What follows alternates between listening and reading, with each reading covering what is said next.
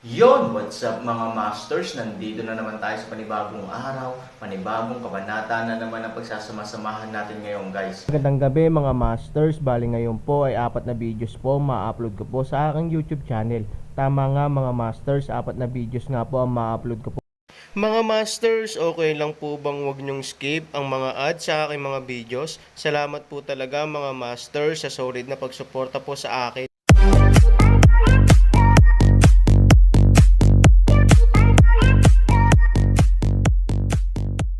Bali mga masters, kung bago ka pa lang po sa aking YouTube channel, please click the subscribe button, lalong-lalo na po yung notification bell guys, para maging connected pa rin tayo sa isa't isa at maging updated kayo sa mga susunod ko pang video.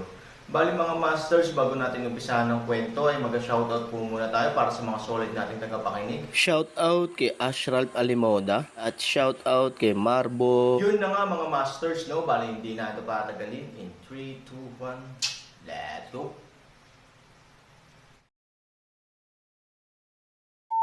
Kabanata 2021 hanggang 2025. Matapos makinig sa mga salita ni Aaron, kumislap ang mga mata ni Jiang Yingying sa malamig na liwanag. Para sa kanya, ang sinumang gustong saktan sina Ivory at Hanayan ay isang kaaway. Dahil siya Xiao Xiao ay malamang na gawin ito, sa kanyang opinyon, ang pagpatay ay ang pinakamahusay. Kuya Aaron, bakit hindi siya patayin ng diretsyo? Sabi ni Jiang Yingying sa malamig na boses. Walang pagpipilian si Aaron kundi ngumiti, ngunit siya si Xiao Xiao, ang anak ng Panginoon ng tatlong bulwagan, paano niya masasabing kaya niya itong patayin?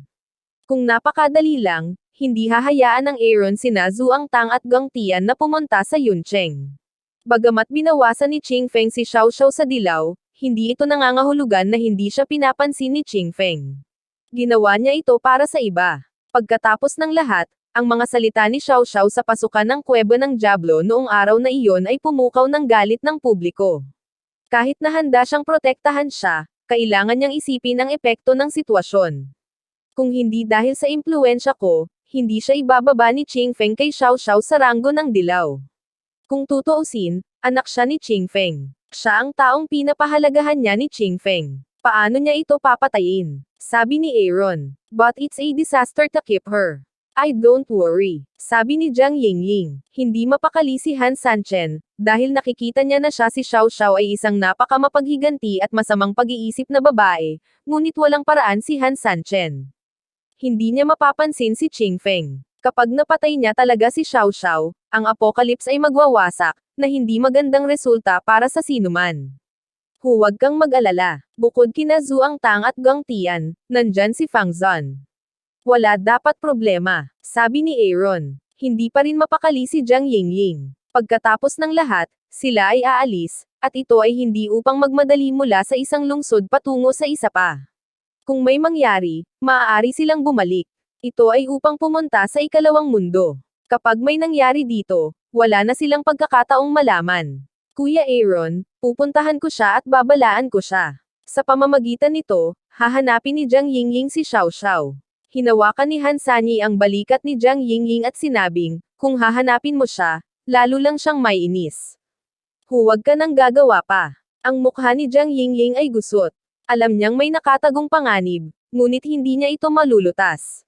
Hindi siya makatitiyak. Bumalik ka na para magpahinga. Bukas na ang alis. Nagpatuloy si Han. Lahat tama. Walang magawang tumanggo si Jiang Yingying. Natatakot si Han Sanchen na si Jiang Yingying ay nangangako lamang ng mababaw, at lihim na pupuntahan si Xiao Xiao sa kanyang likuran, na nagpapaalala sa kanya, hindi mo siya mapupuntahan ng patago, kung hindi, ito ay magpapatindi lamang sa kanyang puot. Marahil ay hindi siya pumunta ka kay Yuncheng, at mahihirapan siya kina Ivory at Hanayan dahil sa iyong mga aksyon. Alam ko Kuya Aaron hindi ako pupunta. Sabi ni Jiang Yingying. Pagkatapos ng lahat, haharapin niya ang isang hindi kilalang mundo bukas. Imposibleng sabihin na wala siyang pag-aalala sa kanyang puso. Gayunpaman, ang paglalakbay na ito ay kinakailangan. Anong klaseng lugar ang Second World? Ang walang tulog na Aaron ay biglang nagtanong sa maliit na puting ahas sa kanyang braso. Ang maliit na puting ahas ay may matamlay na ekspresyon. Ibinaling niya ang kanyang ulo at walang pakialam sa Aaron. Nakita ng Aaron ang napakatao na pagganap ng maliit na puting ahas.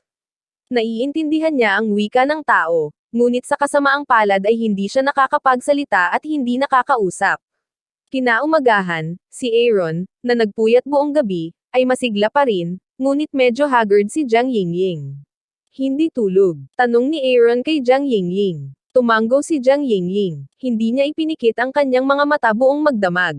Ang kanyang isip ay puno ng mga bagay tungkol sa ikalawang mundo. Marami siyang hula at pantasya, kaya hindi siya mapakali at makatulog. Kuya Aaron, hindi ka rin natutulog? Tanong ni Jiang Yingying. Tumango si Aaron at handa nang magsalita. Naglakad si He Qingfeng patungo sa kanila. Lord niya, hindi ka ba makatulog ng maaga? Ngumiti si Aaron at tinanong siya kay Qingfeng. Ang mukha ni He Qingfeng ay kasing bigat ng tubig. Seryoso niyang tinanong si Aaron, isinasaalang-alang mo ba talaga ito ng malinaw? Siguro mas mabuti ang pagpipili ang natitira. Kung hindi mo siya guguluhin, hindi magbabago ang napagpasyahan ko. Sabi ni Aaron. Napabuntong hininga si Qingfeng. Nagpuyat din siya buong gabi, dahil ang Aaron, isang nangungunang talento, ay bihirang makita sa loob ng 100 taon. Hindi man siya miyembro ng kanyang ikatlong bulwagan, ayaw niyang mahulog sa ikalawang mundo ang gayong talento. Sa pananaw ni Qingfeng, ang kanyang papel sa Apocalypse ang pinakamalaki. Young man, you are so impulsive that you will never have a chance to regret it. Sabi ni He Qingfeng. Lord niya, tumaya tayo ha. Nakangiting sabi ni Aaron. Pusta. Ano ang taya? Tanong ni He Qingfeng. Pastahan ako makakabalik. Kung babalik akong buhay, ang Apocalypse ay hindi na mahahati sa 4 na gate at 3 bulwagan. Ano sa tingin mo? Sabi ni Aaron. Ang dahilan kung bakit ang Apocalypse ay nahahati sa 4 na pintuan at 3 bulwagan ay dahil ang mga nauna ay isinasaalang-alang ang balanse ng kapangyarihan at hindi nais na ang isang tao ay nangingibabaw. Kahit na ang epekto ng balanse ay nakamit, ang dalawang ugat ng Apocalypse ay hindi maaaring magkaisa, na humantong sa madalas na panloob na mga contradiction ng Apocalypse. Ito rin ang dahilan kung bakit wala nang malalakas sa Apocalypse. Ang paghahati ng mga mapagkukunan, kasama ang 4 na pintuan at 3 bulwagan, ay naglagay ng higit pang mga pag-iisip sa panloob na labanan, na natural na nagpababa sa lakas ng buong pahayag. Alam mo ba kung bakit ang mga taong nagtatag ng Apocalypse ay may 4 na pintuan at 3 bulwagan? Tinanong ni He Qingfeng si Aaron. Siyempre, malinaw na ayaw niyang magkaroon ng labis na kapangyarihan ang isang tao para iliga ang Apocalypse, sabi ni Aaron. Tumango si He Qingfeng at nagsabi, dahil alam mo, dapat mo ring maunawaan na imposible ito. Lord He, naisip mo na ba kung bakit ang kabuoang lakas ng Apocalypse ay bumababa sa loob ng maraming taon? Bagaman ang digmaan 100 taon na ang nakalilipas ay ang pagbagsak ng maraming eksperto, ang Apocalypse ay nasa parehong lugar pa rin pagkatapos ng 100 taon ng paggaling. Kailangan pang umiral ang ganyang Apocalypse. Kung hindi ito masira at pagkatapos ay itinatag, ang pagkakaroon ng Apocalypse ay magiging isang tadyang lamang ng manok. Sabi ni Aaron. Huminga ng malalim si He Qingfeng. Bilang pinuno ng 3 bulwagan, natural na alam niya ang dahilan. Gayunpaman, ang pagsasama ng 4 na pintuan at 3 bulwagan ay nangangailangan ng isang pinuno na may ganap na impluwensya, at nangangailangan ito ng paglilingkod sa publiko upang makamit ito. Aaron, ikaw ay ambisyoso. Gusto mong kontrolin ang buong pahayag sa iyong sariling mga kamay. Sinabi ni He Qingfeng, Panginoon siya, malapit na ang oras. Kailangan kong pumunta sa bawal na lugar. Kung okay ka, pwede kang sumama sa akin. Hindi direktang sinagot ni Aaron ang tanong ni Qingfeng. Pagkatapos noon, dinala niya si Jiang Yingying sa ipinagbabawal na lugar. He Qingfeng in situ leng sa mahabang panahon, mabilis lang itong nakasabay sa bilis ng Aaron. Gayunpaman, sa sandaling ito, nabago na naman ang ugali ni Qingfeng kay Aaron. Ang taong ito ay hindi lamang malakas sa kasanayan, kundi pati na rin sa pag-iisip. Kung ibibigay sa kanya ang Apocalypse, maaari talagang magbago ito ng malaki. Bawal na lugar. Matagal na yata dumating si Mr. Yi at ang assistant niya. Bilang karagdagan sa 2 taong ito, nariyan ang lahat ng malalakas na lalaki ng Chanzi ng Changqi. Sa kasamaang palad, kumpara sa kasagsagan ng Changqi, ang 10 malalakas na lalaking ito ng Chanzi ay tila katawa-tawa. Kung tutuusin, may kapangyarihan si Changqi na makipagkompetensya sa ikalawang mundo noon, ngunit ngayon, tinatayang hindi sapat ang 10 malalakas na lalaki na ito ng Chanzi upang isaksak ang mga ngipin ng ikalawang mundo. Aaron, hindi ko sasabihin sa'yo kung payuhan kita. Alam kong walang kwenta. Pero pagkatapos nito, may gusto akong sabihin sa'yo. Naglakad si Hilaw papunta sa Aaron at sinabi. Hindi nagsalita si Han Sanchen, ngunit nakatitig sa pasukan ng ikalawang mundo. Mula nang siya ay lumitaw, ang pagbabago-bago ng enerhiya ng pasukan ay naging mas malinaw, at ang mahinang pakiramdam ng pagkakasangkot ay lumitaw muli sa kanyang puso, na parang may isang boses na tumatawag sa kanya sa ikalawang mundo. Ang ikalawang mundo ay ganap na hindi mo alam, kaya pagkatapos mong pumunta, kailangan mong panatilihin ang isang mababang profile. Bago ka pamilyar sa ikalawang mundo, huwag gumawa ng anumang bagay na masyadong sikat o makaakit ng atensyon ng pangalawang mundo. Minsan nalantad ang iyong pagkakakilanlan, malamang na mapatay ka. Pinaalalahanan ni Hilaw ang Aaron. Aaron subconsciously nodded. Ang mga payo na ito ay hindi kailangan niya lumang sabihin, siya rin ang nakakaalam, isang ganap na kakaibang lugar, kung paano madaling pumunta sa limelight, 3 malaking catch hangin ng katotohanan pa rin siya naiintindihan. Wala na akong sasabihin pa. Sana makabalik ka ng ligtas, sabi ni Yi. Tinitingnan ng Aaron si Jiang Yingying. Tumanggo si Jiang Yingying, tumalon ang 2 tao na tacit understanding. Walang nag-akala na ang Aaron ay hindi magdadalawang isip ng ganito, at lahat ng 10 malalakas na lalaki ay nabigla. Hinahangaan nila ang katapangan ni Aaron at pinahahalagahan nila ang mapagpasyang desisyon ni Aaron. Ang taong ito ay hindi natatakot sa kamatayan. Sabi ni He Qingfeng, kinakagat ang kanyang mga ngipin.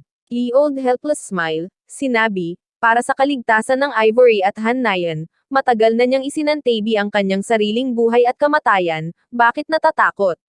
Pagkatapos ng isang paghinto, patuloy na sinabi ni Hilaw kay Qingfeng, lubos na nag-aalala si Han Sanchen tungkol sa kaligtasan nina Ivory at Han Nayan, kaya ipinapayo ko sa iyo na alagaan mong mabuti ang kanyang anak. Sa tingin niya ay hindi niya ako kailangan, remind you of her revenge. If these 2 people are hurt by your daughter, how serious the consequences will be. I don't need to remind you. Si matandang Yi, kahit na medyo makulat ang anak ko, hindi siya masyadong makulat. Malamig na sabi ni He Qingfeng. Bright old Yi snack at He Qingfeng and said, matagal na siyang spoiled sa iyo. Hindi mo alam kung gaano na siya nagawa sa Changqi, hindi mo ba alam? Mr. Yi, this is my daughter. It's not your turn to point out. Hindi nasisiyahang tumingin si He Qingfeng sa matandang Yi. Kung hindi ito nauugnay sa Aaron, hindi na ako magsasalita ng marami, ngunit paano ko ipagmamalasakit ang bagay na ito? Kung sina Ivory at Han Nayan ay nasugatan o namatay dahil sa kanyang xiao-xiao, wawasakin niya ang buong 3 bulwagan at kahit the apocalypse. Hindi ko na kailangan ipaalala sa iyo ang bilis ng paglaki niya ng lakas, sabi ni Yi. Nagulat si He Qingfeng. Napakalinaw niya tungkol sa kung gaano nakakatakot ang paglaki ng lakas ng Aaron, dahil pinilit siyang umatras ni Aaron sa pakikipaglaban sa Aaron. Alam ng Diyos kung gaano kalakas ang Aaron sa pagkakataong ito ay pupunta siya sa ikalawang mundo. Gayunpaman, siya Qingfeng ay naniniwala pa rin na siya xiao-xiao ay hindi gagawa ng ganitong uri ng bagay. Sa opinyon ni He Qingfeng, ang pagiging makulit at mabisyo ay ganap na magkaibang bagay, at siya xiao-xiao ay medyo makulit. Huwag kang mag-alala kay Lao Yi. Alam ko kung paano haharapin ang sarili kong mga gawain. Sabi ni He Qingfeng. Hindi napigilan ni Hilaw na umiling. Tila malalaman niya Qingfeng kung anong uri ng babae siya xiao-xiao pagkatapos niyang sabihin ito ng masinsinan.